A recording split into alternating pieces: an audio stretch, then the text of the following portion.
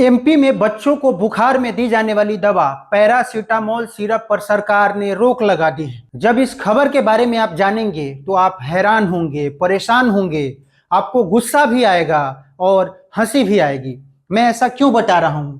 तो खबर यह है कि एमपी के जबलपुर में सरकारी अस्पतालों में सप्लाई किए गए पैरासीटामोल सिरप के यूज पर सरकार ने बैन लगा दी है। बैन इसलिए लगाई है सरकार ने क्योंकि सैंपल जांच में फेल हो गए थे।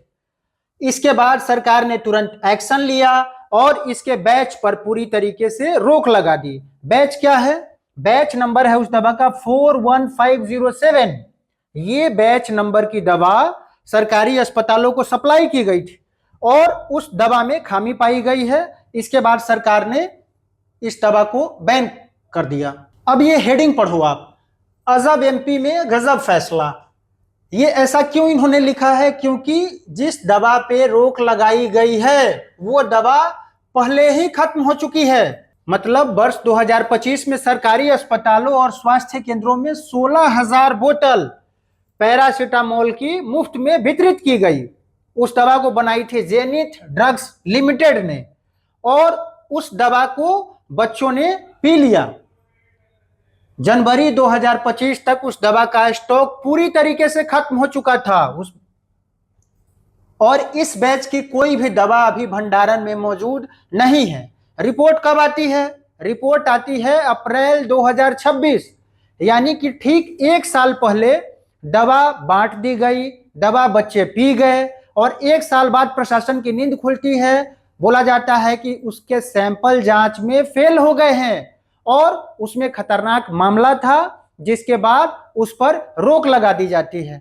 अब आप उस सिस्टम को समझो कि जो दवा बांट दी गई और 1-2 बोतल नहीं बांटी गई, 16,000 बोतल, और उसका क्या असर हुआ होगा उन बच्चों पर। और 1 साल बाद प्रशासन की नींद खुलती है और फिर उस पर रोक लगा दिया जाता है। इसको लेकर कई गंभीर सवाल उठ रहे हैं कि जब दवा का वितरण 2025 में ही हो गया था तो उसी समय उसकी गुणवत्ता की जांच क्यों नहीं की गई? दूसरा सवाल उठता है, जब सैंपल पहले पास हुआ तो बाद में फेल कैसे हो गया? क्योंकि कोई भी दवा जब बांटी जाती है तो उसके सैंपल की पहले जांच होती है और जांच रिपोर्ट आने के बाद उस सैंपल की सप्लाई की जाती है। अब सवाल ये उठता है कि अगर उस समय पास हो गया था तो फिर अभी फेल कैसे हो गया? इसमें एक सवाल और है, कहीं ऐसा तो नहीं कि वितरण से पहले उस दवा की जांच ही नहीं की गई थी, उसकी सप्लाई कर दी गई, बच्चों को पिला दी गई और 1 साल बाद रिपोर्ट आती है कि सैंपल फेल हो गए। इस मामले के बारे में जब मीडिया में कवरेज हुई, हर जगह जब ये खबर छपी, तो जबलपुर के मुख्य जिला चिकित्सा एवं स्वास्थ्य अधिकारी है डॉक्टर नवनीत कोठारी, उन्होंने इस मामले पर सफाई दी है। सफाई में क्या कहा उन्होंने कि सिरप में क्रिस्टलाइजेशन की समस्या जरूर पाई गई थी, लेकिन जो दवा बच्चों को दी गई वह स्वास्थ्य के लिए हानिकारक नहीं थी। वाह, अधिकारी जी बोल रहे हैं कि जो दवा बच्चों को दी गई वो हानिकारक नहीं थी।